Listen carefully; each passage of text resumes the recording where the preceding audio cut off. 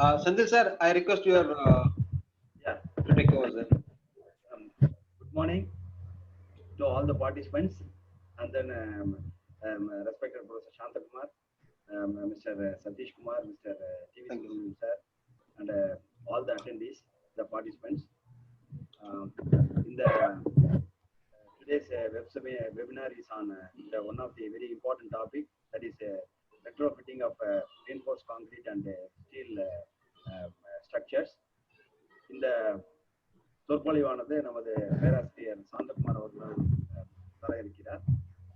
இந்த தலைப்பானது கட்டுமானங்களை பழுது பார்த்தல் மற்றும் புனரமைப்பு என்ற தலைப்பிலேயே தமிழில் தர இருக்கிறார்கள். இந்த கட்டுமானங்களை நாம் பார்க்கும்போது நம்ம நிறைய கட்டிடங்களை கட்டிட்டோம். இப்போ இந்த கட்டுமானங்களை எப்படி நம்ம பழுது பார்க்கறது என்று புனரமைப்பது என்பது இன்னைக்கு நிறைய தேவைகள் இருக்குது நமக்கு. அதே மாதிரி இந்த கட்டுமானங்களை புனரமைப்பதற்கு நமக்கு பலவிதமான வழிமுறைகள் இருக்கின்றன. இந்த வழிமுறைகளை பற்றி நமக்கு விரிவாக எடுத்துரைக்க நமக்கு பேராசிரியர் சாந்தகுமார் அவர்கள் இருக்கிறார். இந்த சொற்பொழிவானது மிகவும் முக்கியமான சொற்பொழிவு. அந்த பேராசிரியர் சாந்தகுமார் அவர்கள் அனைவருக்கும் தெரியும். என்னுடைய ஆசிரியர் மட்டுமல்லாமல் என்னுடைய குருவும் ஆவார். அவர் இன்று நமக்கு இந்த தலைப்பிலேயே சொற்பொழிவாற்ற இருக்கிறார். இந்தியாவின் முக்கியமான கட்டுமான பொறியியல் நிபுணர்களில் ஒருவரான ப்ரொஃபசர் சாந்தகுமார் அவர்களை நாம் ஐஸ்டில் சார்பாகவும் எனது சார்பாகவும் வரவேற்று இந்த சொற்பொழிவை ஆற்றுமாறு அவரை கேட்டுக்கொள்கிறேன். Over to professor Santhakumar sir. என்னுடைய மாணவர் திரு Senthil, doctor Senthil and professor Senthil, எனக்கு இவ்வளவு பெருமையா என்னை பத்தி பேசுறதுக்கு கட்டாயம் நான் நன்றி சொல்ல கடமைப்பட்டிருக்கிறேன். Many thanks. இப்போ நம்ம கட்டுமானத்தில் பழுதடைந்த கட்டுமானத்தில் கட்டுமானம் பழுதடைதுன்னா ரெண்டு விதத்துல அது பழுதடையும். சில சமயத்துல விரிசல் ஏற்படும் கட்டுமானத்துல, சில சமயத்துல கட்டுமானம் வளைஞ்சு கொடுக்கும். உள்ள கதவை ஓபன் பண்ண முடியாது, கதவை க்ளோஸ் பண்ண முடியாது. என்னான்னு பாத்தீங்கன்னா மேலே இருக்கிற லிண்டல் வளைஞ்சிருக்கும். அப்போ கட்டுமானத்தை நம்ம ரிப்பேர் செய்ய வேண்டிய ஒரு நிலைமையில தள்ளப்படுறோம்.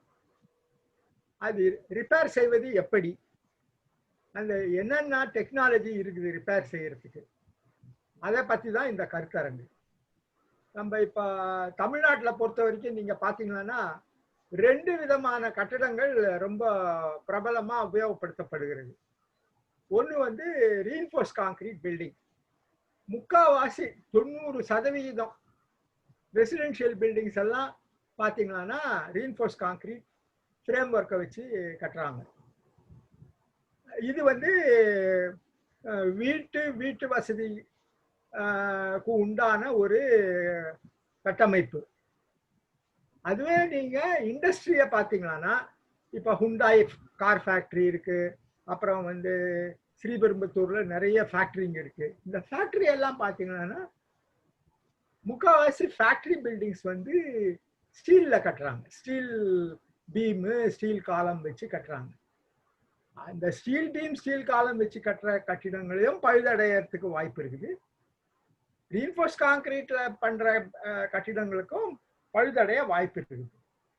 அதனால என்னென்ன முறைகள், என்னென்ன சாதாரணமா என்னென்ன விதத்துல கட்டிடங்கள் பழுதடையுது, அந்த பழுதடைந்த கட்டிடங்களை எவ்வாறு ரிப்பேர் செய்வது, எவ்வாறு புனரமைப்பது, இதை பத்தி தான் இந்த கருத்தரங்கு. முதல்ல ரிப்பேர் அப்படின்னு எடுத்துக்கணும்னா ஒரு கிராக் இருக்குது, அந்த கிராக்கை நீங்க ஃபில் பண்ணீங்கன்னா அது ரிப்பேர். அந்த கிராக்கை ஃபில் பண்றதுனால அந்த கட்டமைப்பினுடைய வலிமையை நம்ம அதிகப்படுத்துறது கிடையாது.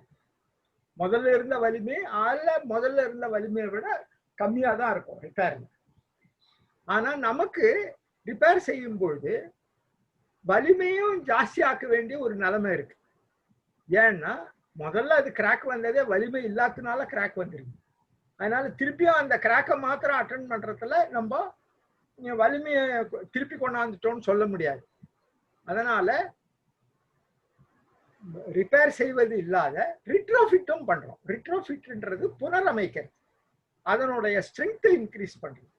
எந்த அளவுக்கு நம்ம ஸ்ட்ரென்த்தை இன்க்ரீஸ் பண்ணணுன்றத கணக்கிட்டு அந்த அளவுக்கு ஸ்ட்ரென்த்தை இன்க்ரீஸ் பண்ணீங்களானா தான் அந்த கட்டிடம் இன்றைய தேவைக்கும் அல்லாமல் இனிமேல் ஒரு 3 வருஷம் 4 வருஷம் கழிச்சோம் தேவைக்கு உண்டான வலிமையை அடையக்கூடிய ஒரு நிலையை அடையும்.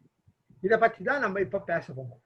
முதல் லெக்சர்ல நான் கான்கிரீட் பில்டிங்ஸை பத்தி பேசுறேன், அதாவது நம்ம ரெசிடென்ஷியல் பில்டிங்ஸ் அதெல்லாம் பத்தி பேசுறேன். ரெண்டாவது அதை ஃபாலோ பண்ணி ஸ்டீல் பில்டிங்ஸை பத்தி நம்ம பேசுவோம். இப்ப பாத்தீங்கன்னா ஒரு ஆர்சிசி பில்டிங்னு எடுத்தீங்கன்னா நம்ம முக்கால்வாசி நம்ம ஃபிளாட்ஸ் எல்லாம் பாத்தீங்கன்னா ஆர்சிசி பில்டிங்ல இருக்கு. ஸ்லாபு, அப்புறம் பீமு, காலம், அப்புறம் ஃபவுண்டேஷன், இதுதான் ஆர்சிசி பில்டிங்கினுடைய பாகங்கள். ஸ்லாபு சில வேலையில கிராக் ஆகுது, பீம் கிராக் ஆகுது. இந்த மாதிரி ஸ்லாபு பீம் கிராக் ஆகுறது இல்லாத சில சமயத்துல காலமும் கிராக் ஆகுது. இத புனரமைக்கணும்னா முதல்ல நம்ம என்ன பண்ணோம்னா ஒரு கட்டிடத்துல என்னென்ன குறைபாடுகள் இருக்குது அப்படின்றத நம்ம அறிஞ்சுக்கணும். இந்த குறைபாடுகளை நம்ம பில்டிங் டிஃபிஷியன்சிஸ்ன்னு சொல்றோம். இந்த குறைபாடுகளை எப்படி கண்டுபிடிக்கிறதுன்னா அதுக்குன்னு சில வழிமுறைகள் இருக்குது. நம்ம இருக்கிற பில்டிங்ல டெஸ்ட்ராய் பண்ண முடியாது, அதை போய் லோட் பண்ணி எவ்வளவு லோடு எடுக்கும்னு பார்க்க முடியாது. எனவே நம்ம நான் டிஸ்ட்ரக்டிவ் டெஸ்டிங் அப்படின்னு ஒரு டெக்னாலஜியை உபயோகப்படுத்துறோம். அந்த டெக்னாலஜியை யூஸ் பண்ணி ஒரு கட்டடத்துல என்னென்ன குறைபாடுகள் இருக்குது அப்படின்றத கண்டுபிடிக்கும். அந்த கண்டுபிடிச்சதுக்கு அப்புறம் அதை ரிப்பேர் செய்யறதுக்கு பிராடா 2 விதமான டெக்னாலஜியை நம்ம உபயோகப்படுத்துறோம். ஒரு டெக்னாலஜி என்னன்னா குளோபல் ரெட்ரோஃபிட்னு பேர். இந்த குளோபல் ரெட்ரோஃபிட்ன்றது அப்படியே கட்டடத்தையே மாற்றி அமைக்கிறது. அதனுடைய லோடு பார்த்து அதனுடைய ஸ்ட்ரென்த் ஆஸ்பெக்ட்ஸ் எல்லாத்தையுமே கம்ப்ளீட்டா மாற்றி அமைச்சிங்கன்னா அது குளோபல் ரெட்ரோஃபிட் அப்படின்னு சொல்றோம். அப்படி இல்லாத ஒரு கட்டடத்துல ஒரு இடத்துல கிராக் வந்துருது, அந்த கிராக் இருக்கிற இடத்த ஸ்ட்ரென்த், இந்த மாதிரி டெக்னாலஜி நம்ம லோக்கல் ரெட்ரோஃபிட் ஸ்ட்ராட்டஜி அப்படின்னு சொல்றோம். ஸோ இது ரெண்டுமே நமக்கு உபயோகமானது. இது ரெண்டுமே ஏன் உபயோகமானதுன்னா லோக்கல் ரெட்ரோஃபிட்ல லோக்கல்லா நம்ம கண்டுபிடிச்ச டிஃபெக்ட்ஸ் எல்லாம் சரி பண்றோம். குளோபல் ரெட்ரோஃபிட் ஸ்ட்ராட்டஜியில குளோபலா ஒரு கட்டடம் எவ்வளோ ஸ்ட்ரென்த் இருக்கணும்னு கணக்கிட்டு அது அந்த கட்டடம் அமைக்கப்பட்ட இடத்துல இருக்கிற பூகம்ப தாங்குமா அப்படின்னு கணக்கிட்டு அதுக்கு ஏற்ற மாதிரி குளோபல் ஸ்ட்ரெங்தனிங்க நம்ம அடாப்ட் பண்றோம். இது ரெண்டுமே காமனா யூஸ் பண்றது. இப்ப ஃபர்ஸ்ட் நம்ம ஒரு சர்வே பண்ணோம்னா இந்த சர்வே இந்தியா மொத்தம் பண்ணோம். இந்தியா மொத்தம் பண்ணிட்டு இந்த மாதிரி ஆர்சி பில்டிங்ல என்னென்ன குறைபாடுகள் வர்றதுக்கு வாய்ப்பு இருக்கு அப்படின்னு ஒரு சர்வே பண்ணோம். அந்த சர்வேனுடைய ரிசல்ட்டை நான் காமிச்சிட்டு அந்த சர்வேலிருந்து வந்த ஒரு டிபிக்கல் பில்டிங்கை எடுத்து அந்த பில்டிங்ல இருக்கிற டிஃபெக்ட்ஸ் என்னான்னு பார்த்து அந்த டிஃபெக்ட்ஸை எப்படி நம்ம புனரமைக்க முடியும்ன்றதையும் பார்க்கலாம். இப்ப பாத்தீங்கன்னா எங்கெங்கெல்லாம் சர்வே பண்ணோம்னா அகமதாபாத்ல ஒரு பில்டிங், சென்னையில 8 பில்டிங், மும்பைல 2 பில்டிங், திருவனந்தபுரத்துல ஒரு பில்டிங், வெள்ளூர்ல ஒரு பில்டிங், கவுஹாத்தில 8 பில்டிங், இது மாதிரி ஹோல் ஆஃப் இந்தியாவில் அங்கங்க எடுத்தோம். இதுல இருந்து என்ன தெரியுதுன்னா இந்த பழுதடையிறது காமனா என்டையர் இந்தியாவிலேயே காமனா இருக்குது. அதனால என்டையர் இந்தியாவுக்கு நம்ம ஒரு பிலாசபி மாதிரி எப்படி பில்டிங்க சரி பண்றதுன்றதுக்கு ஒரு ஸ்ட்ராட்டஜி எடுத்துட்டு வரணும். அந்த ஸ்ட்ராட்டஜி தான் நான் இப்போ உங்களுக்கு ப்ரெசென்ட் பண்ண போறேன். பாத்தீங்கன்னா ஒரு டிபிக்கல் மல்டி ஸ்டோரி பில்டிங் எடுத்தீங்கன்னா இதுதான் plan of a typical multi story building. இதுல என்னென்ன டிஃபெக்ட் இருக்குது, எந்தெந்த இடத்துல கிராக் அக்கறாக இருக்கு, அப்புறம் எப்படி அந்த கிராக்குங்களை நம்ம எதிர்கொள்ள போறோம்ன்றத தான் நம்ம பார்க்க போறோம். இதுல பாத்தீங்கன்னா ஃபர்ஸ்ட் இந்த இதுல பாத்தீங்கன்னா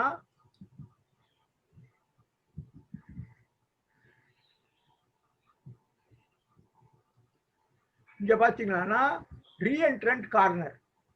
ரீஎன்ட்ரன்ட் கார்னர்னா இங்க பாத்தீங்கன்னா இந்த இடத்துல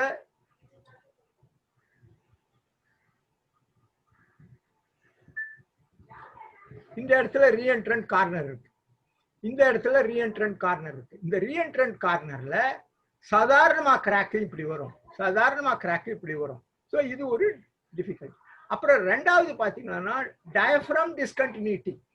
இது வரைக்கும் ஸ்லாப் வந்துடுது, இங்க இது வரைக்கும் ஸ்லாப் வந்துடுது. இந்த ரெண்டு ஸ்லாபுக்கும் நடுவில் இங்க டிஸ்கண்டினியூஸா இருக்குது, இங்க லிஃப்ட் வெல் இருக்கு. அதனால எனி அதிர்வு நடந்தாலும் இந்த பில்டிங்ல டயஃப்ரம் டிஸ்கண்டினியூட்டி இருக்கிறதுனால லேட்டரல் லோடு கெப்பாசிட்டி கம்மியா இருக்கும். ஸோ இது ரெண்டாவது டிஃபெக்ட் இந்த building.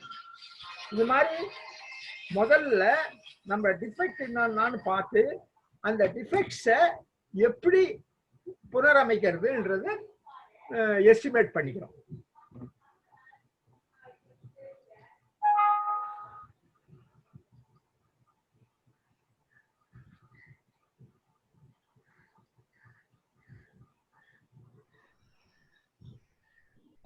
Sir, again slide show கொடுங்க sir. Yeah.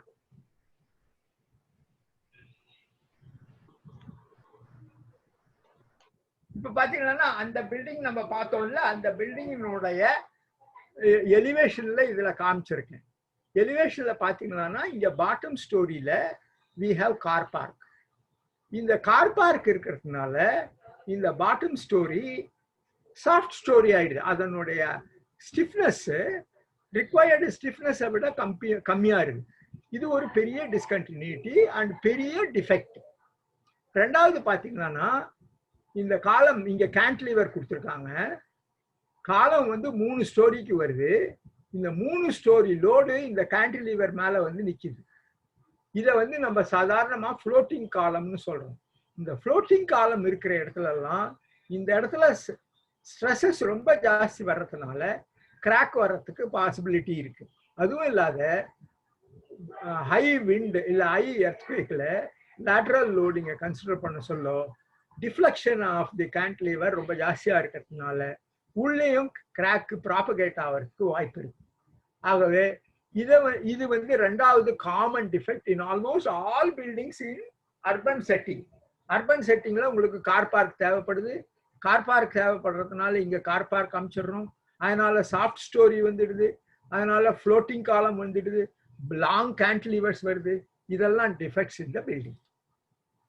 இது பாத்தீங்கன்னா முக்காவாசி ஆர்கிடெக்ட்ஸ் என்ன பண்றாங்க, ரூமுக்குள்ள காலம் வரக்கூடாதுன்னு சொல்லிட்டு காலத்தை வந்து ரீபொசிஷன் பண்ணிடுறாங்க. இந்த ரீபொசிஷன் பண்றதுனால இந்த டைரக்ஷன்ல ஒரு டைரக்ஷன்ல பாத்தீங்கன்னா கண்டினியூஸா பீம் ரோ ஆஃப் காலம்ஸ் இருக்கு. ஆனா எல்லா காலமும் இங்க பாத்தீங்கன்னா இங்க ஒரு காலம் இருக்கு, அதுக்கு நேரா காலம் இல்லை, அதுக்கு நேரா காலம் இல்லவே இல்லை, இங்கதான் காலம் இருக்கு, இங்க 2 காலம் இருக்கு. அதனால இந்த ஃப்ரேம் அலைன் ஆகல. இந்த மாதிரி அலைன் ஆகாத ஃப்ரேம்ஸ் இருக்கிறதுனால டோட்டல் பில்டிங் எடுத்துக்கிட்டீங்கன்னா அந்த பில்டிங்க்கு இன்டெகிரல் ஆக்ஷன் இருக்கிறது இல்லை. அந்த பில்டிங்க்கு இன்டெகிரல் ஆக்ஷன் இருக்கிறது இல்லை. இது ரொம்ப பெரிய ரெண்டாவது டிஸ்அட்வான்டேஜ். இப்ப பாத்தீங்கன்னா இது வந்து நான் இப்போ காமிச்சது வந்து குளோபல் ப்ராப்ளம்ஸ். குளோபல் ப்ராப்ளம்ஸ்ல என்னென்ன வருது, சாஃப்ட் ஸ்டோரி வருது, அப்புறம் வந்து ஃப்ளோட்டிங் காலம் வருது, ரீஎன்ட்ரன்ட் கார்னர் வருது.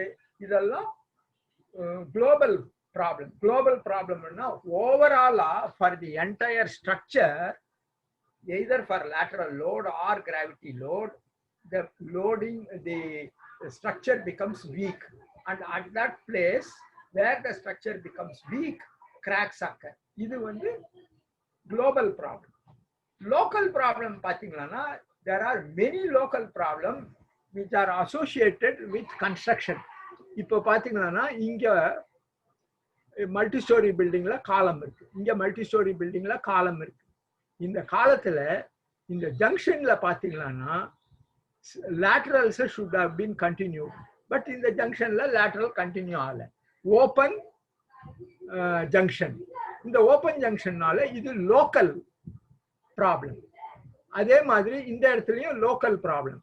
இந்த இடத்துல ஜாயிண்ட் அப்ளை பண்ணக்கூடாது, ஆனா இங்க ஜாயிண்ட் அப்ளை பண்ணிருக்காங்க. இங்க ஜாயிண்ட் அப்ளை பண்ணதுனால இந்த லோக்கல் எஃபெக்ட்னால இந்த இடத்துல கிராக் வந்து ஹிஞ்ச் ஃபார்ம் ஆகிறதுக்கு வாய்ப்பு இருக்குது, அண்ட் இந்த ராடு உருவிக்கிறதுக்கும் வாய்ப்பு இருக்குது. அதனால இது வந்து லோக்கல் ப்ராப்ளம். லோக்கல் டிஃபிஷியன்சிஸ் என்னன்னா, லோக்கல் டிஃபிஷியன்சிஸ் வந்து ஓப்பன் ஜாயின்ட்ஸு, அப்புறம் வந்து ஸ்டிரப்பை வந்து 135 டிகிரி வளைக்காது இருக்கிறது, அப்புறம் வந்து partially filling up the soft story with brickwork, keeping opening above. இதெல்லாம் லோக்கல் ப்ராப்ளம். ஸோ லோக்கல் ப்ராப்ளத்தினாலையும் கிராக்ஸ் அண்ட் பழுதடைகிறதுக்கு வாய்ப்பு இருக்குது. குளோபல் ப்ராப்ளத்தினாலையும் பழுதடைகிறதுக்கு வாய்ப்பு இருக்கு. அதனால நம்ம ரிப்பேர் பண்ண சொல்ல, புனரமைக்க சொல்ல, இதை ரெண்டுத்தையும் எடுத்துக்கிட்டு மனசுல உள்வாங்கிக்கிட்டு இதுக்கு ஏற்ற ஸ்ட்ராட்டஜி வச்சு நம்ம ரிப்பேர் அண்ட் ரீஹாபிலிட்டேஷன் பண்ணணும். இதெல்லாம் நான் இங்க சர்க்கிள் போட்டு காமிச்சிருக்கேன், எந்தெந்த இடத்துல இந்த லோக்கல் ப்ராப்ளம்ஸ் வருதுன்னு. இப்ப பாத்தீங்கன்னா அந்த லோக்கல் ப்ராப்ளத்தினால எப்படி ப்ராப்ளம் வெரி ஹை விண்ட் இல்ல வெரி ஹை எர்த்குவேக் வர சொல்ல எப்படி டிஸ்ட்ரெஸ் ஆகி காலம் உடையுதுன்றத இந்த வரைபடம் காமிக்குது. இப்ப பாத்தீங்கன்னா இந்த இடத்துல ஓப்பன் ஜாய்ஸ் இருக்குது, அந்த ஓப்பன் ஜாய்ஸ் இருக்கிறதுனால entire joint has gone and column and beam has got dislocated. This is what, இதுதான் பூகம்பம் நடக்கும் சமயத்துல ஆவறதுக்கு ஒரு வாய்ப்பு இருக்கு. இதை நம்ம நடக்கக்கூடாது, பூகம்பம் சொல்லக்கூட கட்டடம் சேஃபா இருக்கணும் அப்படின்னா ரிட்ரோஃபிட்டிங் புனரமைக்கிறது இஸ் அ மஸ்ட். இது லோக்கல் டிஃபிஷியன்சிக்கு. அதே மாதிரி நீங்க லோக்கல் டிஃபிஷியன்சியும் அட்டென்ட் பண்ணணும், குளோபல் டிஃபிஷியன்சியும் அட்டென்ட் பண்ணணும். இந்த டிஃபிஷியன்சிஸ் இன்னொன்னு என்னன்னா அனாலிசிஸ் அண்ட் டிசைன். ஒரு கட்டடத்தை கட்டுறதுக்கு முன்னால அந்த கட்டடத்தினுடைய லோட் அண்ட் லோட் எஃபெக்ட்ஸை அனலைஸ் பண்ணணும், அனலைஸ் பண்ணிட்டு அதை டிசைன் பண்ணணும். இந்த அனாலிசிஸ் அண்ட் டிசைன்லயே நிறைய குறைபாடுகள் இருக்கு. இந்த குறைபாடுகளை தான் நான் இங்க லிஸ்ட் பண்ணியிருக்கேன். என்னென்ன குறைபாடுகள் வர பாசிபிலிட்டி இருக்குது? ஒன்று, கட்டடங்க வந்து வர்டிக்கல் லோடுக்கு மாத்திரம்தான் டிசைன் பண்றாங்க, விண்ட் லோடுக்கும் எர்த்குவேக் எஃபெக்டுக்கும் டிசைன் பண்றது இல்லை. அதனால கட்டிடம் என்ன ஆகுது, வர்டிக்கல் லோடுக்கு சேஃபா நின்றுன்னு இருக்கு. எர்த்குவேக்கோ விண்டோ வர சமயத்துல கட்டிடம் சரிஞ்சிடும்.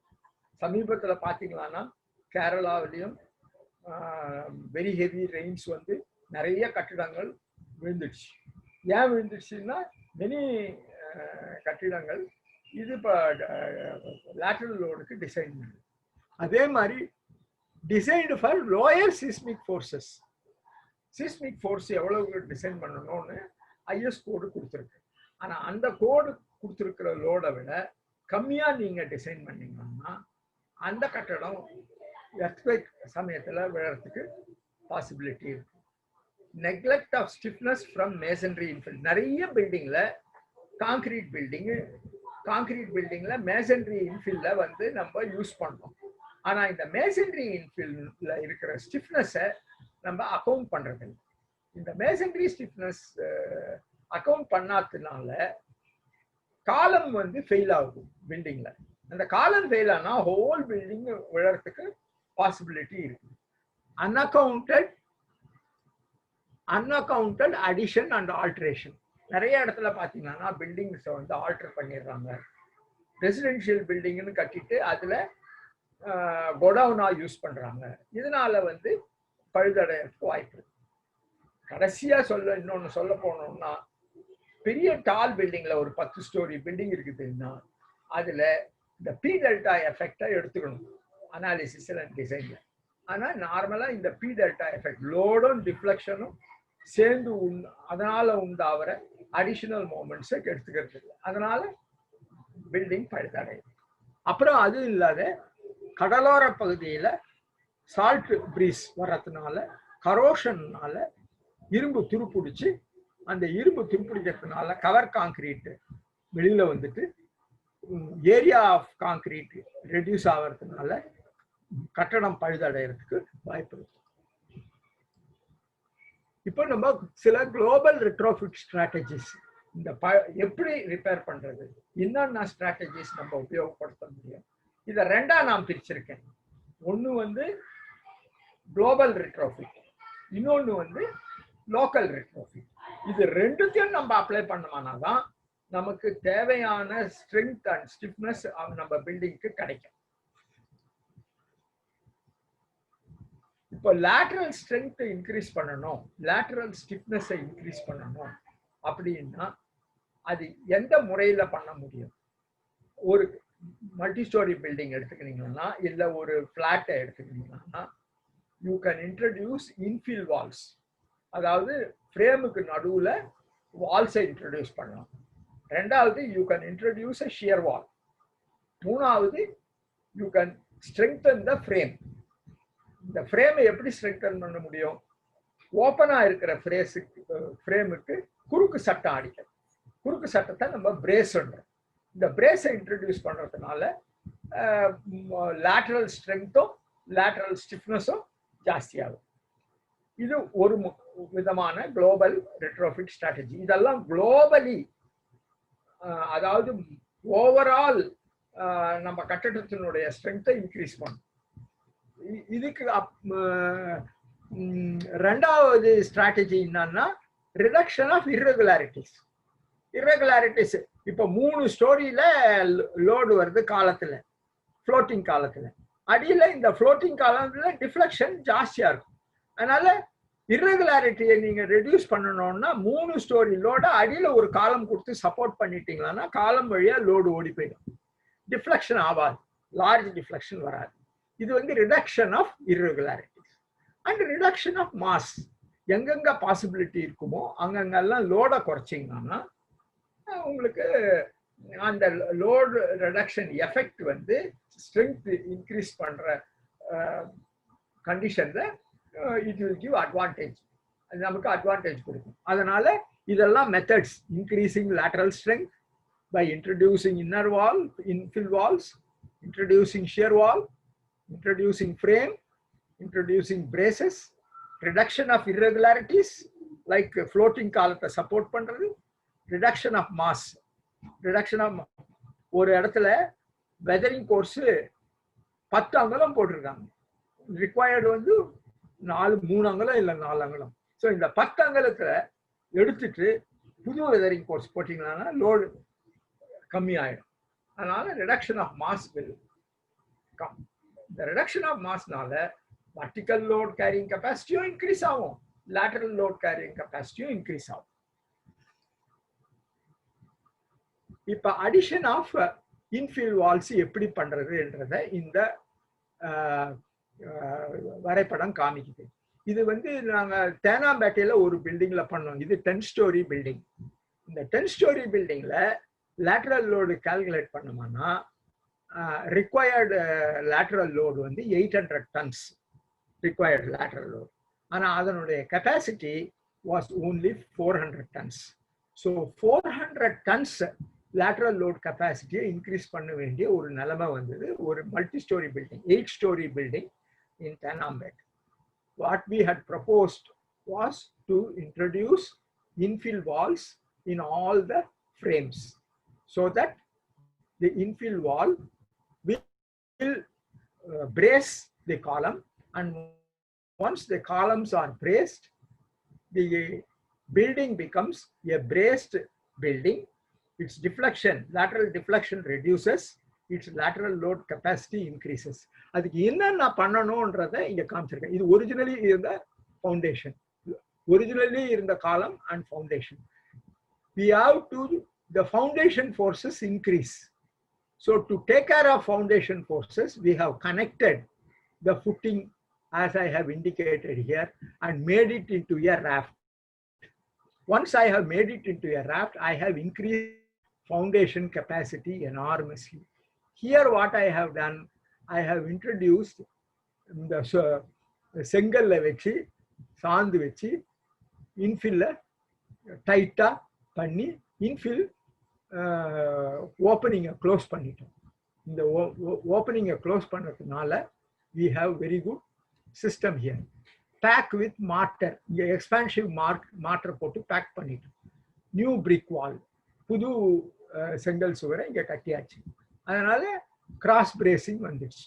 கிராஸ் பிரேசிங் வந்ததுனால புது கோடு பிரகாரம் லோட் கேரியிங் கெப்பாசிட்டியை கால்குலேட் பண்ணா 400 tons as a frame. With infill wall, with infills taken into account, the load carrying capacity has increased from 400 to 850.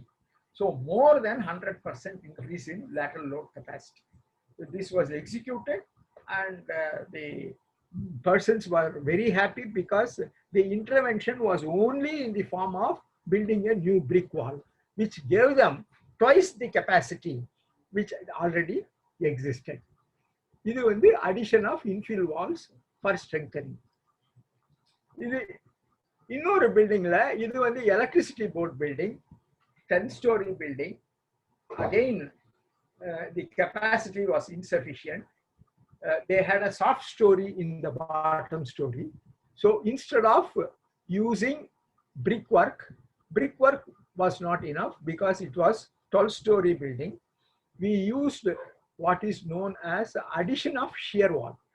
The way in which the shear wall was additionally introduced is shown here. It is the shear wall will transfer the load to the column as well as to the beam. So dowels were introduced, and dowels were, these are Hilti dowels. These Hilti dowels were tied with reinforcement, and then this one was made into a shear wall. So we had introduced a shear wall in between the columns. Now the columns have become the boundary elements. Shear wall has become the wall element. Because of this, the lateral load capacity has enormously increased. This is addition of shear walls in a multi-story building. Sometimes we had to have two shear walls with an opening in between, because if we block all the openings, there will be difficulty for functional use of the building. Building வந்து ஃபங்க்ஷனலா உபயோகப்படுத்துறதுக்கு இந்த மாதிரி நடுவுல gap விட்டு ரெண்டு பக்கம் wing Waals கொடுக்கலாம். இந்த மாதிரி விங் வால்ஸ் கொடுத்தாலும் லேட்டரல் லோட் கெப்பாசிட்டி இன்க்ரீஸ் ஆகும். அந்த இன்க்ரீஸ் ஆகிறதுனால ஃபங்க்ஷனலி பில்டிங் நல்லா இருக்கும், அதே மாதிரி லேட்டரல் லோட் கெப்பாசிட்டியும் இன்க்ரீஸ் ஆகிடும். Addition of wing walls. இது பார்த்தீங்கன்னா இது இன்டர்னலி வால் கொடுத்தோம். இன்னொரு பில்டிங்ல the building is completely occupied. They were not willing to vacate the building. When the building is occupied and when the building is used, its lateral load capacity has to be increased. So what we had proposed was a buttress wall on either side. There is a new buttress wall here and the new buttress wall here, and foundation has been given here. Separately, foundation has been given here. Now we have converted this into what is known as lateral load resisting system, which is new buttress wall, gravity load resisting system, existing frame. So existing frame need not be redesigned because it is already designed for gravity load. Only it is not designed for lateral load. Lateral load is taken care of by the new buttress wall, and therefore both lateral load and gravity load now can be taken very elegantly because we have separated the two systems. This is permitted by IS code now. Now, instead of going in for brick masonry infill, we can also go in for steel brace. This is a typical case in which a new steel brace has been introduced after giving a new tie beam at the bottom. So this there is a tie beam here to take care of foundation, and there is a brace here to take care of lateral load. Addition of braces. Now, how to introduce this brace without puncturing the column is indicated in this figure.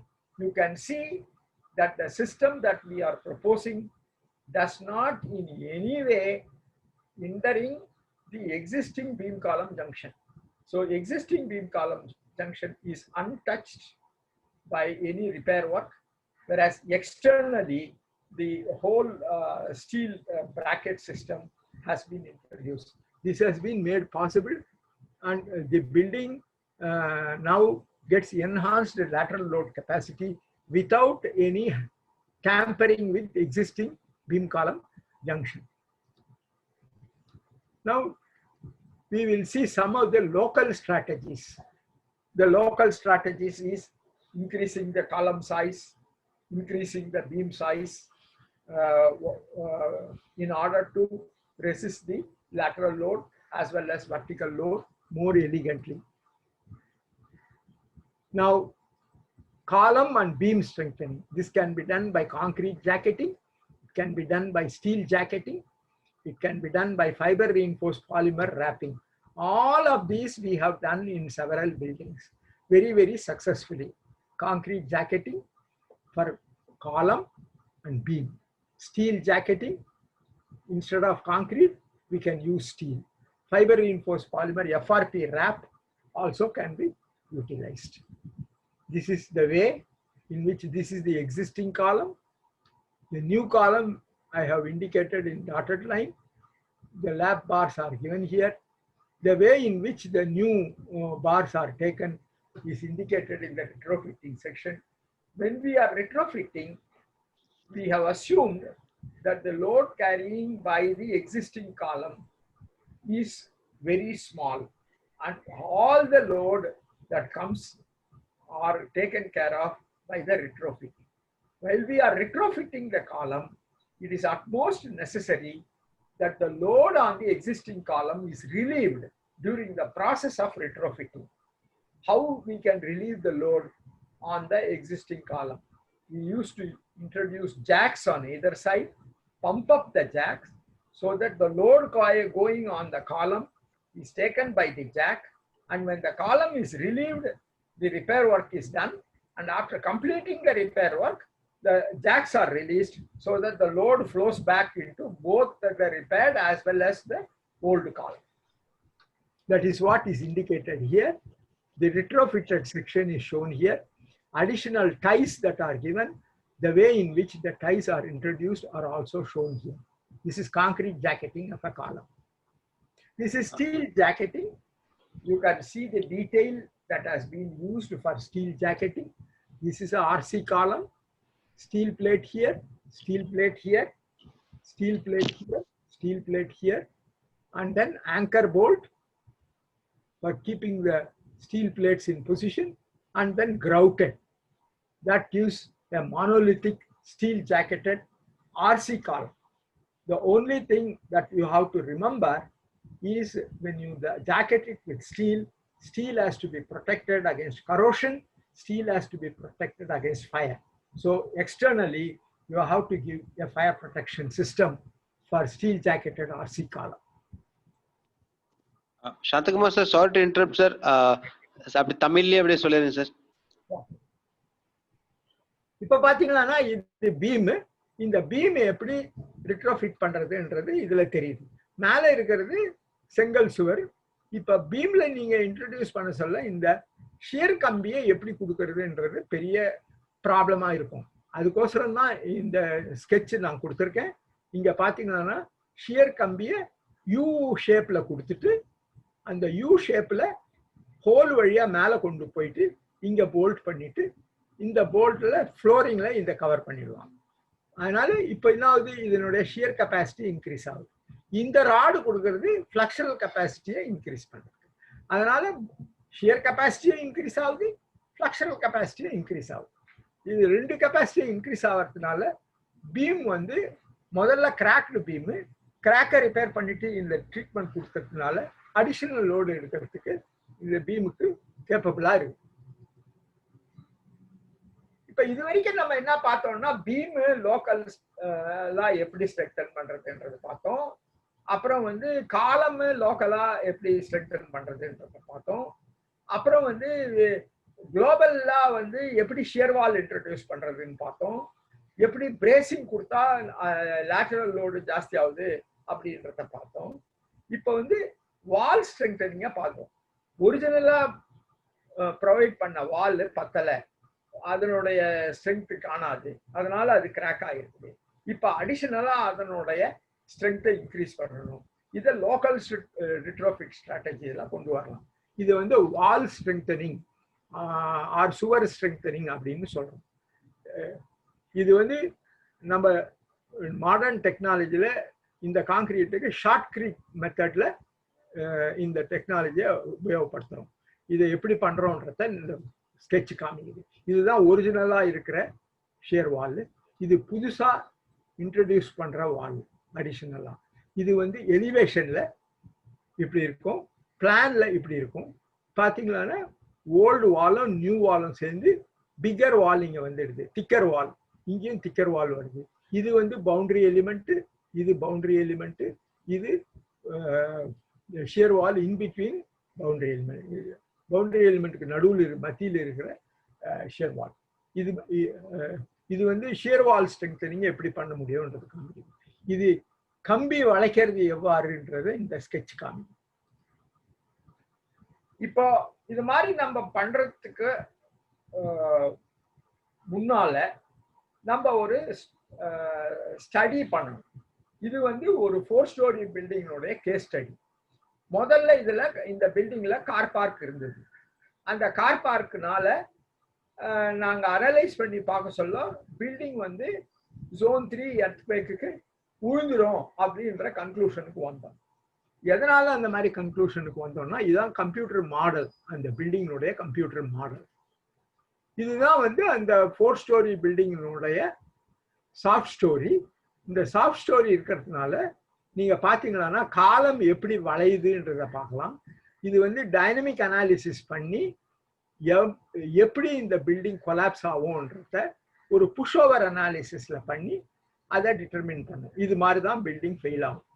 இந்த ஃபெயிலியரை தவிர்க்கிறதுக்கு நாங்க bottom ஸ்டோரியில we have introduced shear wall. அந்த shear வாலை introduce பண்ணதுக்கு அப்புறம் building எப்படி பிஹேவ் பண்ணுன்றத இந்த ஸ்கெட்ச் காமிக்குது. இது எக்ஸிஸ்டிங் பில்டிங், இது வந்து ரிட்ரோஃபிட்டட் பில்டிங், அதாவது ரிப்பேர் செய்யப்பட்ட பில்டிங். பாத்தீங்கன்னா இங்க எக்ஸிஸ்டிங் பில்டிங் ஃபெயில் ஆயிடுது, இவ்வளோ தூரம் வந்துருச்சு காலம். இந்த ஃபெயிலியரை அவாய்ட் பண்ணிடுச்சு ரிட்ரோஃபிட்டட் பில்டிங். அதுவும் இல்லாத இங்க வந்து காலம் மாத்திரம்தான் ஃபெயில் ஆயிருக்கு. இங்க ஃபெயிலியர் வந்து through out the structure distribute ஆயிருக்கு. அதனால இந்த பில்டிங்கு எர்த்குவேக்ல சர்வைவ் பண்ணிடும். இந்த பில்டிங்கு எர்த்குவேக் வந்தா கொலாப்ஸ் ஆகும். இது வந்து மேத்தமேட்டிக்கலி நம்ம கம்ப்யூட்டர் வழியா ப்ரிடிக்ட் பண்ற பிஹேவியர். ஸோ இப்போ பார்த்தீங்கன்னா ஆர்சி பில்டிங்ல நான் மோரார்லெஸ் என்னென்ன பாசிபிலிட்டின்னு காமிச்சிருக்கேன். டிஃபிஷியன்சிஸ் இன் ஆர்சி பில்டிங்ஸ் பார்த்தோம், குளோபல் ரெட்ரோஃபிட் ஸ்ட்ராட்டஜிஸ் பார்த்தோம், லோக்கல் ரெட்ரோஃபிட் ஸ்ட்ராட்டஜிஸ் பார்த்தோம். கடைசியில் வந்து ஒரு கேஸ் ஸ்டடியும் பார்த்தோம், எப்படி பில்டிங் பிஹேவ் பண்ணும் ரெட்ரோஃபிட்டிங்க்கு முன்னாலேயும் ரிப்பேர் பண்ணதுக்கு பிறகும் எப்படி பிஹேவ் பண்ணுன்றதையும் பார்த்தோம். இப்போ வந்து நம்ம நெக்ஸ்ட் ஸ்டீல் பில்டிங்கை பார்ப்போம். Retrofit of steel building. Steel building முக்காவாசி ஃபேக்டரி பில்டிங். இப்ப பாத்தீங்கன்னா இதுலயும் நம்ம கான்கிரீட் பில்டிங்ஸ்ல பார்த்த மாதிரியே single storey building, multi story building deficiencies என்னென்ன மெத்தட்ல வந்து நம்ம ரிட்ரோஃபிட் பண்ண முடியும், என்னென்ன மெத்தட்ல நம்ம ரிப்பேர் பண்ண முடியும் அதையும் பார்த்துருவோம். இப்ப ஸ்டீல் வந்து நம்மளுக்கு ஒரு விதத்துல கான்கிரீட்டை விட பெட்டர். ஏன்னா இட் இஸ் ஈக்குவலி ஸ்ட்ராங், டென்ஷன்லயும் கம்ப்ரெஷன்லயும் ஈக்குவலா ஸ்ட்ராங்கா இருக்குது ஸ்டீல். ஆனா ஸ்டீல் பில்டிங்ஸ் பக்கிள் ஆகிறதுக்கு பாசிபிலிட்டி இருக்கு. அதனால நம்ம ஸ்டீல் பில்டிங்கை ரிப்பேர் பண்ண சொல்ல பக்கிள் ஆவாது இருக்கிற மாதிரி ரிப்பேர் பண்ணணும். அப்புறம் அதுக்கு உண்டான கெப்பாசிட்டி, ரிக்வயர்டு கெப்பாசிட்டி வர்ற மாதிரி டிசைன் பண்ணணும். இப்போ இது சிங்கிள் ஸ்டோரி ஸ்டீல் பில்டிங்கு. இது வந்து Hyundai car factory. Hyundai car ஃபேக்டரியில எப்படி ஃபேக்டரி பில்டிங் இருக்கும்ன்றத இது காமிக்குது. இதை பார்த்தீங்கன்னா this has God long span, single storey building. இப்போ சிங்கிள் ஸ்டோரி பில்டிங்ல லேட்டரல் லோட் ரெசிஸ்டிங் சிஸ்டம். இப்போ நம்ம என்ன பார்க்குறோம், மல்டி ஸ்டோரி பில்டிங் தான் கேர்ஃபுல்லாக டிசைன் பண்ணுறோம். சிங்கிள் ஸ்டோரி பில்டிங்கு இதுக்கு லேட்டரல் லோடு இதுக்கு தேவையில்லை அப்படின்ற மாதிரி விட்டுறணும். ஆனால் அது தவறு. சிங்கிள் ஸ்டோரி பில்டிங்கும் லேட்டரல் லோடுக்கு நம்ம டிசைன் பண்ணி ஆகணும். இதுல lateral load resisting system multi story building பார்த்தீங்கன்னா ஃப்ரேம்னு சொல்றோம். சிங்கிள் ஸ்டோரி பில்டிங்ல லேட்டரல் லோட் ரெசிஸ்டிங் சிஸ்டம் என்னன்னா, இட் கேன் பி கேன்டிலீவர் காலம் system, moment resisting frame system, braised frame system, stressed skin system. இது மாதிரி 4 சிஸ்டம் இருக்குது லேட்டரல் லோட் ரெசிஸ்டிங்க்கு. இது பார்த்தீங்கன்னா இந்த காலத்தை எடுத்துக்கிட்டீங்கன்னா ப்ராப்டு கேன்டிலீவர் மாதிரி இந்த காலம் பிஹேவ் பண்ணும். அதனால இந்த காலத்தை டிசைன் பண்ண சொல்ல lateral load resisting system is a propped cantilever. Braced இங்க பாத்தீங்கன்னா இதெல்லாம் பிரேஸ் பண்ணிடுவோம். அதாவது இந்த பிளேன்ல it will be a braced frame. Stressed skin system. இப்போ ஃபேக்டரி பில்டிங் எடுத்துக்கிட்டீங்கன்னா மேல வந்து நம்ம ஷீட் போட்டுறோம், சைட்லயும் ஷீட் போட்டுறோம். இந்த ஷீட் எல்லாம் கனெக்டட். அதனால அந்த ஸ்கின்னுடைய ஸ்ட்ரெஸ் எடுத்துக்கிட்டீங்கன்னா it will resist lateral load. இதை வந்து ஸ்ட்ரெஸ்டு ஸ்கின் சிஸ்டம் அப்படின்னு சொல்றோம். மல்டி ஸ்டோரி பில்டிங் எடுத்துக்கிட்டீங்கன்னா நம்ம கான்கிரீட் பில்டிங்கை மாதிரி moment resisting frame system. Concept வந்து சேம் ஆஸ் ஆர்சி. இதுல வந்து நம்ம column should be stronger than the beam and column strength should be 1.4 times the joint strength அப்படின்னு வச்சு நம்ம டிசைன் பண்றோம். இது பிரேஸ்ட் ஃப்ரேம் சிஸ்டம். இதுல வந்து பிரேஸ் பண்ணிடுறோம். சிங்கிள் ஸ்டோரி பில்டிங்ல inadequate strength of cantilever column. One of the இதுதான் கேன்டிலிவர் காலம்னுடைய ஸ்ட்ரென்த் inadequate இருக்கிறதுனால ஃபெயிலியர் பாசிபிலிட்டி இருக்கு. inadequate brace, ஹெவி மாஸ், இதெல்லாம் ரீசன்ஸ் ஃபார் சிங்கிள் ஸ்டோரி. அதனால ரிட்ரோஃபிட் பண்ண சொல்ல இதெல்லாம் மனசுல வச்சுக்கிட்டு நம்ம ரிட்ரோஃபிட் பண்ணணும். இப்ப பாத்தீங்கன்னா கேன்டிலீவர் காலம் இங்க கொடுத்துருக்கு. இது வந்து அடிஷன் ஆஃப் லேட்டரல் சப்போர்ட் இப்படி கொடுத்தீங்கன்னா இந்த கேன்டிலீவர் காலம்னுடைய effective length gets reduced. Effective length கம்மியாகிறதுனால load carrying capacity of the cantilever column increases. இது ஒரு மெத்தடு. ஒரு மெத்தடு வந்து இந்த மாதிரி அடிஷனல் லேட்டரல் சப்போர்ட் கொடுக்கறது. ரெண்டாவது மெத்தட் வந்து செக்ஷனையே பெருசாக்குறது. செக்ஷனை பெருசாக்குறதுனால அதனுடைய மொமெண்ட் ஆஃப் இனர்ஷியா ஜாஸ்தியாகும். அதனாலேயும் உங்களுக்கு ரிட்ரோஃபிட் பண்றது எஃபெக்டிவா வந்துடும். ரெண்டாவது மோமெண்ட் ரெசிஸ்டிங் ஃப்ரேம். இந்த மோமெண்ட் ரெசிஸ்டிங் ஃப்ரேம்ல இங்க பாத்தீங்கன்னா இந்த காலம் மோமெண்ட் வந்து பீம்னுடைய கெப்பாசிட்டி போல 1.4 டைம்ஸ் இருக்கணும். ஆனா இருக்காதனால இங்க ஹான்ச் கொடுத்தீங்கன்னா இந்த ஹான்ச்னால உங்களுக்கு failure location gets shifted. And failure location shift ஆகிறதுனால உங்களுக்கு அந்த கண்டிஷன் சாட்டிஸ்ஃபை ஆகிறதுக்கு பாசிபிலிட்டி இருக்கு. அதனால giving haunches is one method of retrofitting steel building. இப்போ பார்த்தீங்கன்னா இங்க பிரேஸ் விண்டில் வளைஞ்சு போச்சு. இந்த இடத்துல பிரேஸ் கொடுத்துருக்கணும். இந்த இடத்துல லொகேஷன் லாங் லொகேஷன்ல கொடுத்துருக்காங்க. இதை ரிப்பேர் ஸ்ட்ராட்டஜி வந்து இந்த நியூ லொகேஷன் டாட்டட் லைன்ல இருக்கிற லொகேஷன்ல பிரேஸ் கொடுக்கறது தான் கரெக்ட். அதே மாதிரி இங்கேயும் பார்த்தீங்கன்னா இங்க பிரேஸ் கொடுத்துருக்கணும். இங்க பிரேஸ் கொடுத்துருக்கோம். இதெல்லாம் ஸ்ரீபெரும்புத்தூர் கிட்ட இருக்கிற ஃபேக்டரியில நாங்கள் அப்சர்வ் பண்ண failures and repair that we had suggested. Multi-story building எடுத்தீங்கன்னா plan irregularities இருக்கு, vertical irregularities இருக்கு. அந்த plan irregularities and vertical irregularities இங்க பாத்தீங்கன்னா new type of joint has been developed what is known as dog bone joint. அதனால column will be stronger than the beam. Beam is weakened by this dog bone connection. இது bracing system எப்படி bracing provide பண்ணலாம் அப்படின்றத இந்த particular slide concentric bracing, X bracing, chevron bracing can be used to strengthen frames in multistorey building. இந்த பிரேஸ்க்கு இப்போ new technology ஒன்று என்ன வந்திருக்குதுன்னா, இந்த பிரேஸு பக்கிள் ஆகாது இருக்கிறதுக்கு நான் பக்லிங் பிரேஸ்ன்னு ஒன்று டெவலப் பண்ணியிருக்காங்க. இந்த நான் பக்லிங் பிரேஸ் இன்ட்ரடியூஸ் பண்ணுறதுனால பிரேஸுடைய ஸ்ட்ரென்த்து டென்ஷன்லையும் கம்ப்ரெஷன்லையும் சேமாக வரக்கூடிய ஒரு வாய்ப்பு. அந்த வாய்ப்பு இருக்கிறதுனால பில்டிங் வந்து ரொம்ப பெட்டராக பிஹேவ் பண்ணுது. இதுதான் நான் பக்லிங் பிரேஸ். ஒரு ஜாப்பனீஸ் கட்டிடத்தில் நான் பக்லிங் பிரேஸ் இன்ட்ரடியூஸ் பண்ணுறத இந்த படம் காமிக்குது. இதுதான் நான் பக்லிங் பிரேஸ். முதல்ல பிரேஸ் இல்லை, இப்போ they are introducing the brace, and that too they are introducing non-buckling brace introduce பண்றாங்க. இந்த non-buckling brace introduce பண்றதுனால கட்டடம் ரொம்ப சேஃபா வரதுக்கு வாய்ப்பு இருக்கு. இது வந்து எக்ஸென்ட்ரிக் பிரேசிங்னு ஒன்று கான்செப்ட் இன்ட்ரடியூஸ் பண்ணியிருக்காங்க. இதுல வந்து இந்த ஷார்ட் பீம் டக்டைல் பீமா இன்ட்ரடியூஸ் பண்றதுனால அகெயின் இதனுடைய ductility and performance becomes very much better. இப்போ லேட்டஸ்டாக என்ன பண்ணுறாங்க, காங்கிரீட் ஷியர் வால் பண்ணுறது மாதிரியே ஸ்டீல் பிளேட் ஷியர் வால்னு ஒன்று எடுத்துட்டு இருந்திருக்காங்க. இந்த ஸ்டீல் பிளேட் ஷியர் வாலில் பீமுக்கும் காலத்துக்கும் நடுவில் இன்ட்ரடியூஸ் பண்ணுறதுனால உங்களுக்கு இந்த ஃப்ரேம்னுடைய டக்டிலிட்டி பன்மடங்கு ஜாஸ்தி ஆகுது. இது எதனால் ஜாஸ்தி ஆகுதுன்னா, இது வெப் பக்லிங் அப்போ இது டென்ஷன் ஃபீல்டு ஆக்ஷன் டெவலப் பண்ணுறதுக்கு இந்த ஸ்டீல் பிளேட்டுக்கு வாய்ப்பு இருக்கு. அந்த வாய்ப்பு இருக்கிறதுனால டக்டிலிட்டி ரொம்ப ஜாஸ்தியாகுது. இதை ஒரு டெஸ்ட் பண்ணுறாங்க இந்த ஸ்டீல் பிளேட் ஷேர் வாலில்.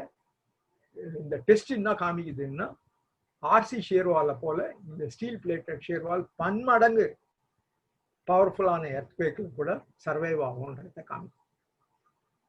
ஸோ நம்ம என்ன பார்த்தோம்னா, ஸ்ட்ரக்சரல் சிஸ்டம்ஸை பார்த்தோம், சிங்கிள் ஸ்டோரி பில்டிங்ஸை பார்த்தோம், மல்டி ஸ்டோரி பில்டிங்கை பார்த்தோம், டிஃபிஷியன்சிஸை பார்த்தோம், வேரியஸ் ரிட்ரோஃபிட் ஸ்ட்ராட்டஜிஸ் என்னென்ன முறையில் நம்ம ரிட்ரோஃபிட் பண்ணலான்றதையும் பார்த்தோம். So thank you very much.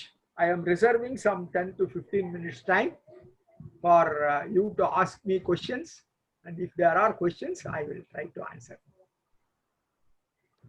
Mr. Satish Kumar, what are the questions asked? Yes, sir. Thanks a lot, sir. I request all the attendees, the questions Richna Kekla, Kedarnath, he had some questions. He was raising hand. Kedar, if you can either put your questions in the question answer session or in the chat window. I request all the attendees, if there is any question, ask the attendees to ask the question so that I can reply. No, they can't talk now, sir. Since it's a webinar, it's a closed, there is a restriction. Let them put it in the chat box. Yes, sir. Or Kedarnath, if I can allow them to talk 1 minute, sir. Or you can listen to their question and then repeat it to me.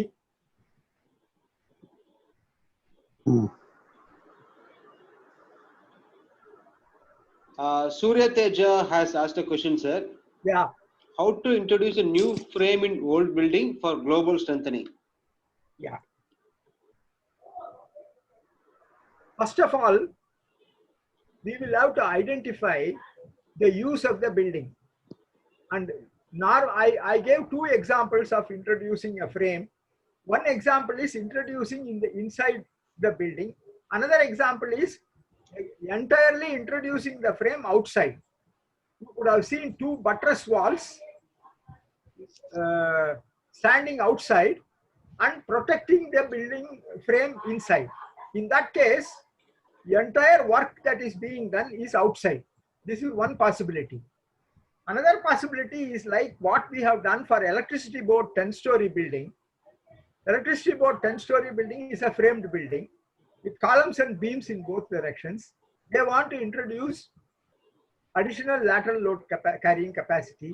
So we have identified the frames And after identification of the frames, Hmm. we have only blocked the bottom story by introducing shear walls in the bottom story, so that the bottom story work is being done independently when the entire building 10-story can still be made use of.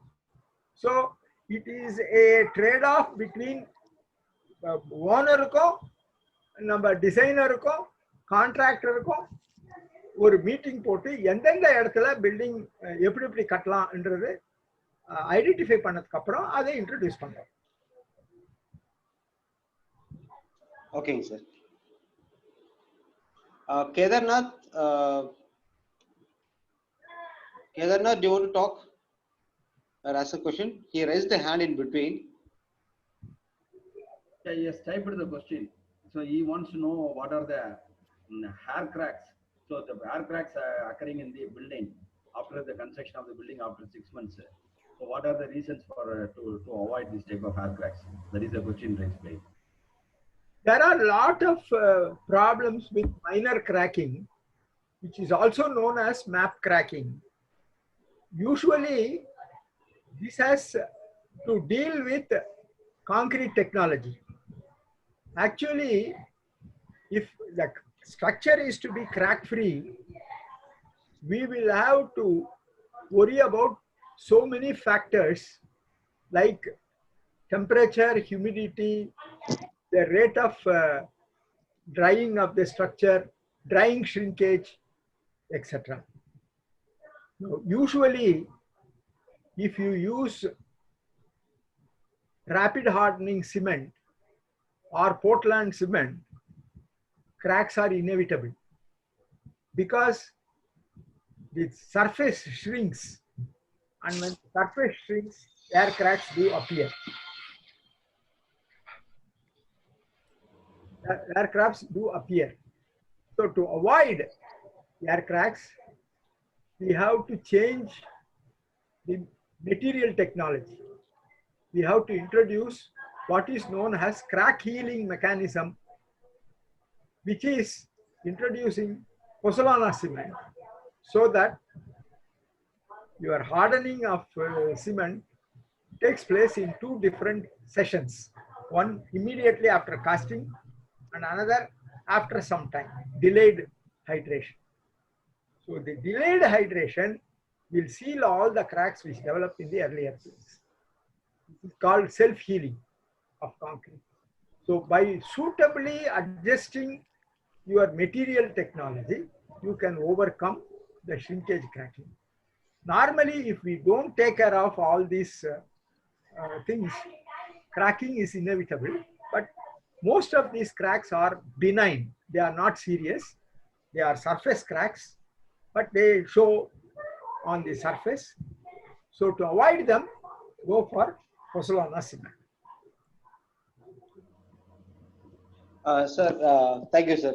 Mr. Prasad Rao has asked a question. In a ground plus 3 floor residential building, a resident of a ground floor flat bought the flat above his flat and connected both the ground floor flat and the first floor flat internally with a staircase, etc. Will the structure foundation of the building be affected by this unplanned alteration of the building? In fact, the entire load carrying capacity of the structure will now change. Not only foundation, because you have put additional load, but also lateral load capacity. When the earthquake comes, your building will not behave symmetrically. It will be subjected to torsion because you have strengthened one portion, one corner of the building. Therefore, such unplanned development is not good from the point of view of seismic safety and good structural performance. Okay, sir. But at the same time, let me tell you, if these things have to be introduced, technically it is possible to introduce. We'll have to make a mathematical model, see what are the increasing load carrying loads on the foundation, strengthen the foundation, strengthen the building, and still it is possible.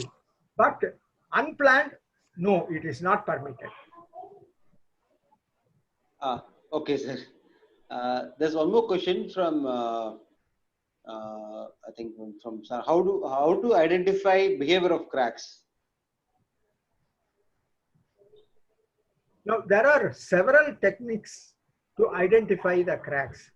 In fact, there is a crack with microscope, which is handheld.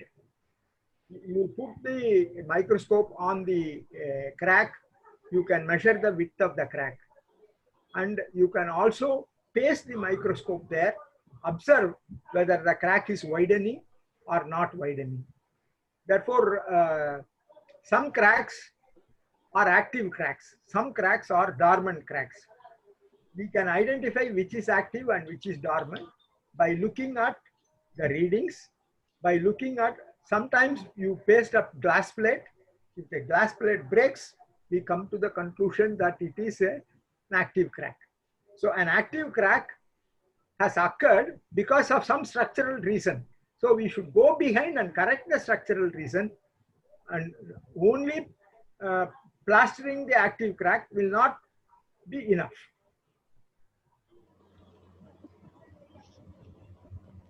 Okay, sir.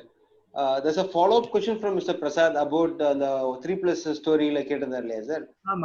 Can such defects due to connecting ground and first floor flats be rectified? Definitely it can be rectified, but the rectification will involve the whole building. We will have to see the whole building, see which are the columns and which are the beams which are worst affected, and then we have to strengthen them.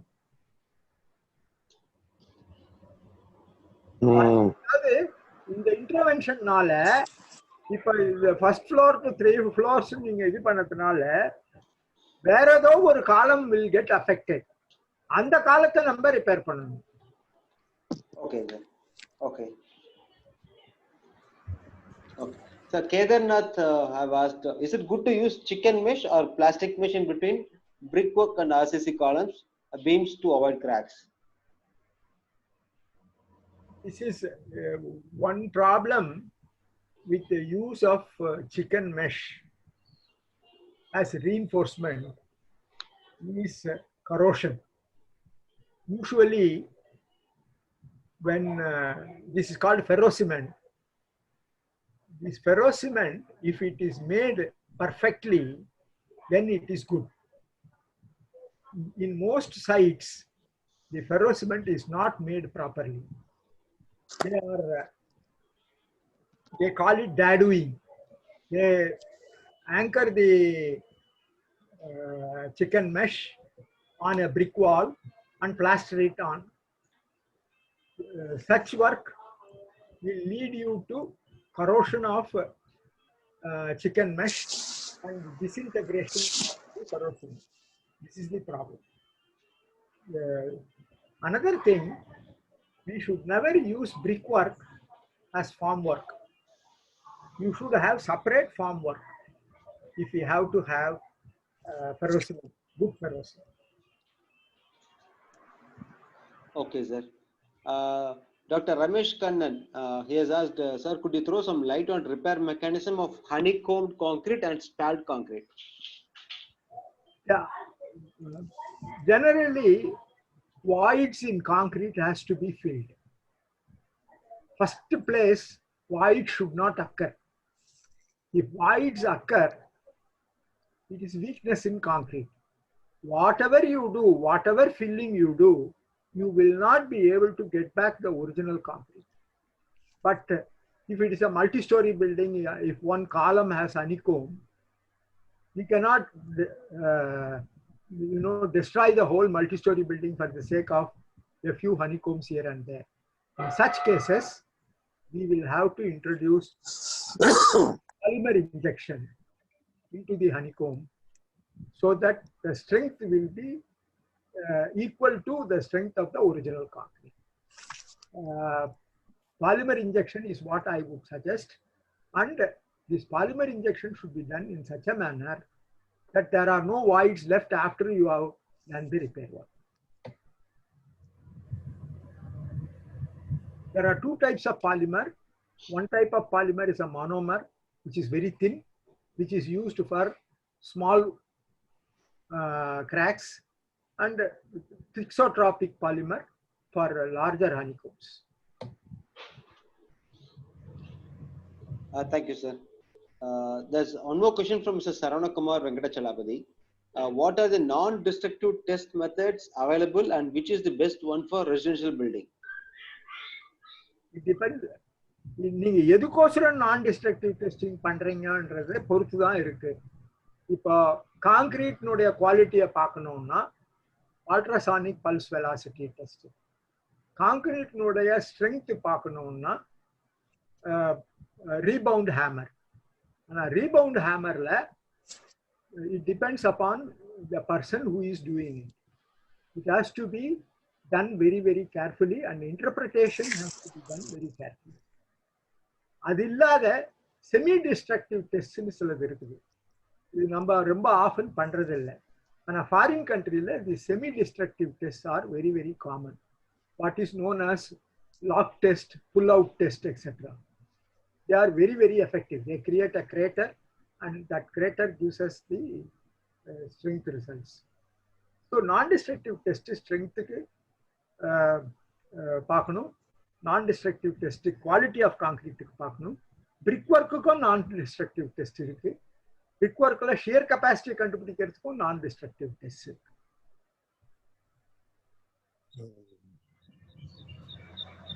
Okay, sir. Satish Kumar Muriyasan has asked how to avoid cracks due to tree roots in water tanks. Okay. Actually, this is a very big subject which can go for an hour. But principally, tree roots is a problem. I have myself faced extensive difficulty with tree roots in Adayar, where this Institute of Tamil Studies was suffering because of the trees send their root below the building. The root size is nearly 300 to 400 centimeter, piercing through the foundation and going underneath the building. So we said, let us cut the tree so that the building will be saved. The government said, we don't want you to cut the tree, you demolish the building, save the tree. So that is the sort of problem you will face. Now, I will tell you how we managed. We approached a horticultural specialist who knows about roots, who said that it is not possible to stop the root, but you can divert the root direction.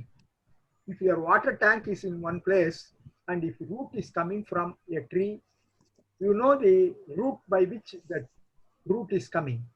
You block that. How do you block it? You put a trench, cut open a trench, fill the trench with garbage, which will decay. When the garbage decays, it will emanate carbon monoxide. This carbon monoxide will not allow the root of the tree to go in the direction in which it is going. It will divert it. This is what we did very, very successfully. Saved the building, saved also the tree. So this is for future. But at the time when there is a crack, you will have to cut the root and treat the crack so that the water is held in the water tank.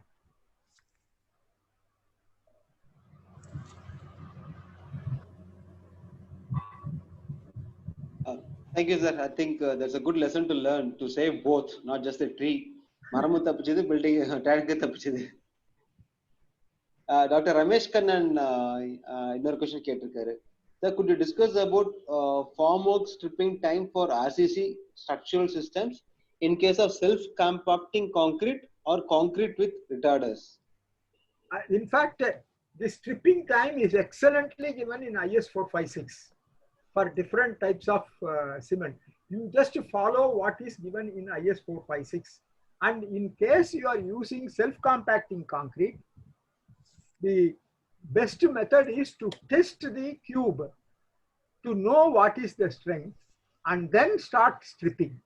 Do not have your own idea of stripping it after 10 days or after 12 days. Test a cube, find out what is the strength of concrete, and based on that, you can strip.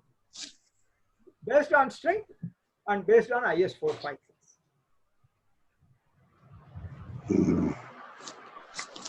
Sir mister Krishnaswamy Sivakumar நேத்து கூட உங்களுக்கு mail அனுப்பிச்சேன் இல்லையா sir ஒரு பில்டிங்கோட photo அது எப்படி rectify பண்ணனும்னு கேட்டிருக்காரு sir. Actually I had shown jacketing of concrete column. Now you have to do jacketing of concrete column after removing the cover concrete. In fact that is an exact solution for your cracked column. With additional stirrups and additional laterals. So jacketing the concrete column is what you should do. Okay, okay. I think that's it, sir. We don't have any more questions. Attendees, please post your questions. Other questions and post pannunga, please. நான் தமிழ்ல பேசுறது enough-ஆ? Are the attendees happy enough? எல்லாரும் ஹாப்பியா தான் இருப்பாங்க நினைக்கிறேன் sir.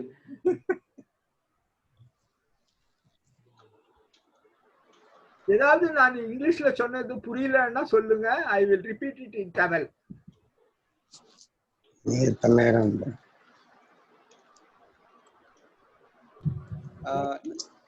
Satish, we can wind up. Yes, sir. Dear attendees, I'm just giving you now a link, feedback link in the chat and all போடுறேன். Please submit your feedback.